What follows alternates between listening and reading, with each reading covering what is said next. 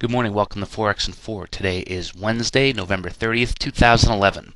All right, a lot going on here. We're looking at the euro here on the daily chart. I'm just actually going to break it down a little bit. We're going to go to the, I don't know, let's go to the hourly chart here. I want to tell you about the Euro Finance Ministers meeting that was taking place yesterday. Essentially, they didn't get the job done.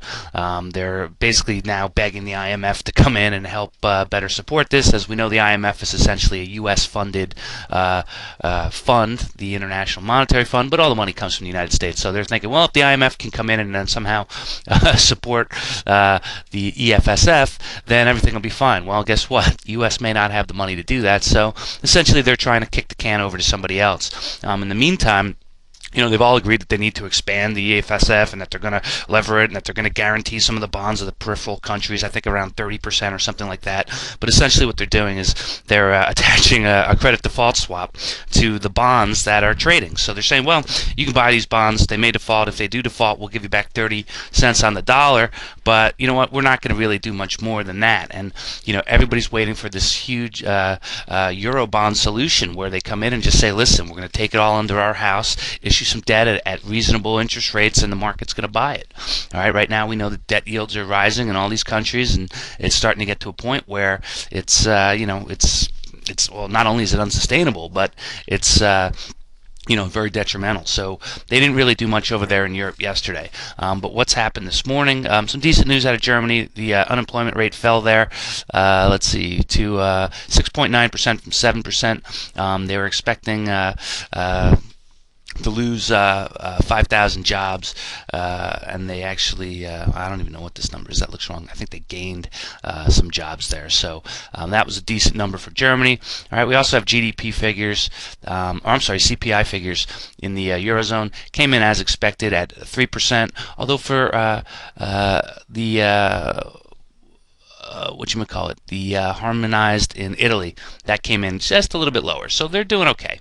And then overall Eurozone unemployment rate actually ticked higher to 10.3%. So that's what's going on in the Eurozone. So better than expected employment in Germany, and they also got better than expected retail sales. They had a month-over-month gain of 0.7%. They were expecting 0.1%. Consumer spending in France was about even. So German economy is still moving along. It's obviously, we know what the problem is. The problem is this debt crisis. The problem is that Germany and France, to a lesser extent, they don't want to come up and be the person who puts it all together. And if you think about it like this, you have a bunch of little debts in your own house, right? Say you've got you've got a mortgage, and you got a car loan, and you got a student loan, and you've got a credit card loan. A lot of times people, they just consolidate it all under one roof and hopefully get a lower interest rate, make one payment, and that's a lot easier for people to do. Well, everyone's expecting Germany to be that person that says, all right, let's just consolidate. Let's get Greece, let's get Portugal, let's get Ireland, Italy, put it all under one house. We'll guarantee the thing, and then boom, we can issue debt at lower rates. Well, they're not willing to do it at this point, and for a variety of reasons. I can see why, but at the end of the day, they have benefited greatly from the euro, and in my opinion, they should step up to the plate. Or if they're not willing to step up to the plate, let's say, you know what, this experiment failed, let's be done with it. But that's essentially the euro right there. I just wanted to tell you about the other big news this morning, and we'll look at it through the prism of the Aussie here. Is that yesterday we showed you that the Aussie was moving higher. You can see it pulled back just a little bit, but we're bouncing right back up to highs close to this just under 101 level here with parity, above parity with USD. China essentially, they lowered their reserve requirements for loans at their banks in China, which essentially is the first time they've done that in 3 years, which means they're going to make lending easier, for banks in China, which that should provide a ton of demand in the market. So what we saw as a result of that, and you can see that the Aussie's higher because the Aussie has a close correlation with China. All right, Australia exports all their raw materials and goods to China. They're the #1 importer of Australian goods, so that's why that's moving. But you can see here, oil got a pop too. Okay, hitting just over $100 a barrel on that news as well. So that could be something that's going to be big, going forward, and it could be the catalyst that moves us forward. Now, yesterday, we actually had some talk yesterday afternoon that perhaps QE3 is on the horizon. You've got all these Fed speakers coming out, and man, these people just can't help themselves, spilling all over, as soon as somebody asks them a question. But people are starting to think now QE3 is going to be a real possibility, and people are saying that it could be as soon as the December meeting. So we're going to have to keep an eye on this one. But at this point, they're obviously trying to stoke inflation. Okay, we know about this. With $100 barrel of oil, all right, they're going to claim, well, it's demand that drives prices. It's not our interest rate policy. All right, but if China's lending more, if the U.S. is putting more money in the system, it has to go somewhere. All right, and it always goes to commodities. Always, always, always. And so yeah, they might get their inflation, all right, but I don't think it's going to be sustainable for the economy. I think it makes prices higher for people who can least afford it in this country with 9% unemployment.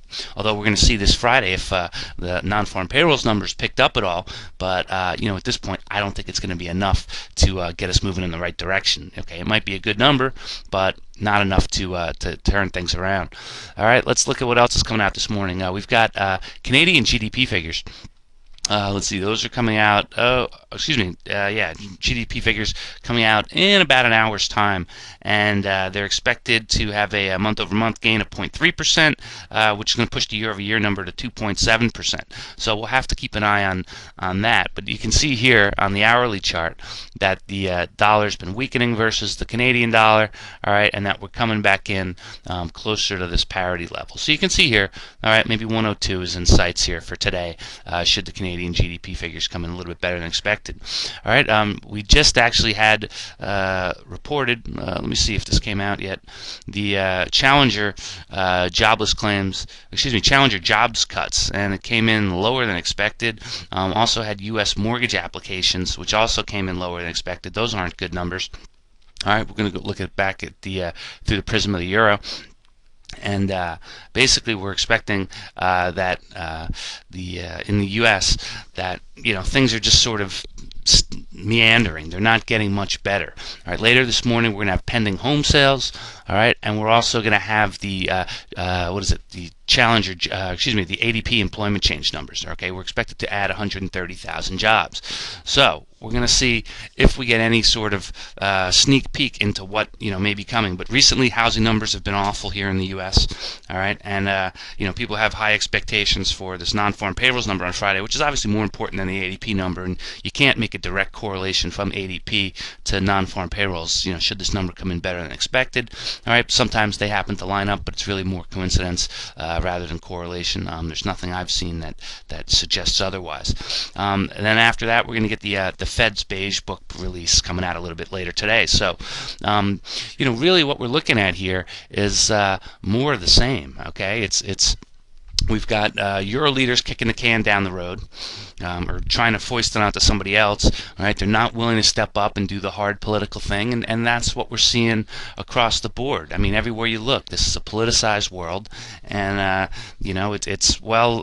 make my decisions based on what makes me most popular, what's going to keep me in office, what's going to allow me to have the nice cushy life I want to have, and that's unfortunate because a lot of people suffer in the meantime. So we're looking lastly here at dollar versus yen. You can see dollar yen got up to 78.25. That's a pretty decent number. All right, and if we go back, I want to look at this. Let's look at this on a 4-hour chart here. All right, you can see we're sort of forming a little bit of a rounded bottom here, and it looks like maybe we'll pull back a little bit. This could be a big cup and handle formation.